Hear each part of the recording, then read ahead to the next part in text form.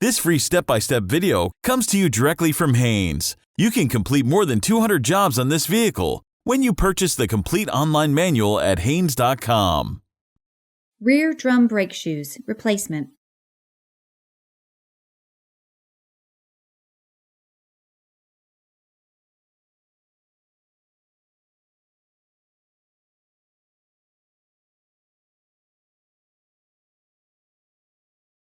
Pull the hood release lever located underneath the steering column. Lift the hood safety latch. Raise the hood and support it with the prop rod. Apply the parking brake. Chock the front wheels to prevent the vehicle from rolling. Loosen the rear wheel lug nuts, then raise the rear of the car and support it on jack stands. Remove the rear wheels. Remove the brake drum. If the shoes have worn into the drum, preventing drum removal, remove the access plug from the backing plate, insert a small screwdriver through the hole, lift the adjuster lever off of the adjusting wheel, and turn the wheel with another screwdriver to back off the brake shoes. If the drum is rusted to the hub, install 2 bolts of the proper size and thread pitch into the threaded holes provided and turn them in. As the bolts are tightened, they will contact the surface of the hub flange and push the drum off. Place a drain pan under the brake shoes.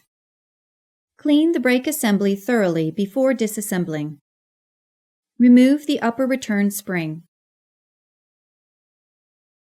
Remove the adjuster spring.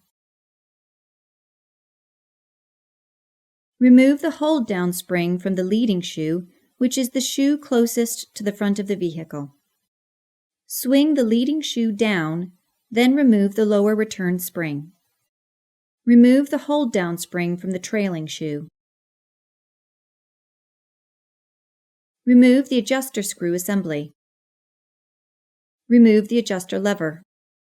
Lower the trailing shoe, exposing the parking brake lever and cable. Disconnect the parking brake cable from the lever. With all the components removed, clean the backing plate and the surrounding area with brake system cleaner. Lubricate all the shoe contact areas on the backing plate with a film of high-temperature brake grease. Working on a bench, remove the C-clip for the parking brake lever. With both identical shoes laying next to each other, swap the parking brake lever arm and wave washer over to the new shoe. Install the new C-clip onto the parking brake lever pin groove, then cinch it together with pliers. Clean and lubricate all the moving parts of the adjuster and lever assemblies with high-temperature brake grease.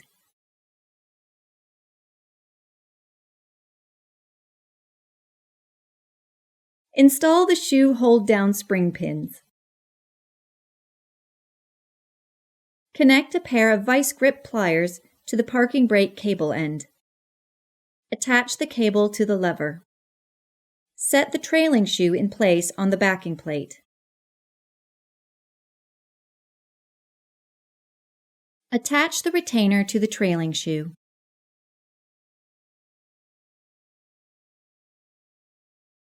Attach the lower return spring across both shoes.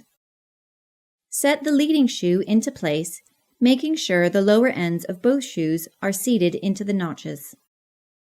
Install the leading shoe hold-down spring. Attach the upper return spring across the shoes in the correct direction. Install the adjuster in the correct direction. Be sure to fully screw in the adjuster.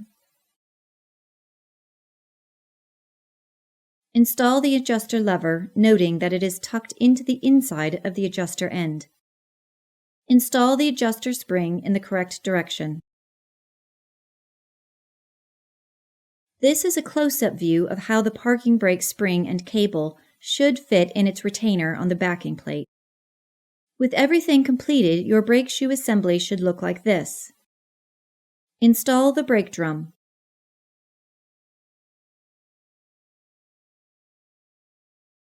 From the back side, working through the adjuster hole, turn the adjuster wheel to adjust the brake shoes outward using the technique mentioned at the beginning of the procedure. Rotate the adjuster wheel until some resistance is felt while rotating the drum. Then back the wheel off slightly. When you're finished, reinstall the plug for the adjuster access hole. Repeat this procedure on the opposite side rear brake drums.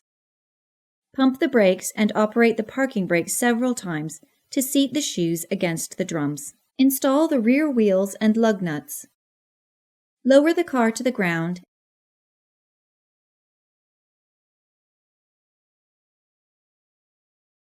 and tighten the wheel lug nuts to the specified torque setting. Remove the front tire chocks.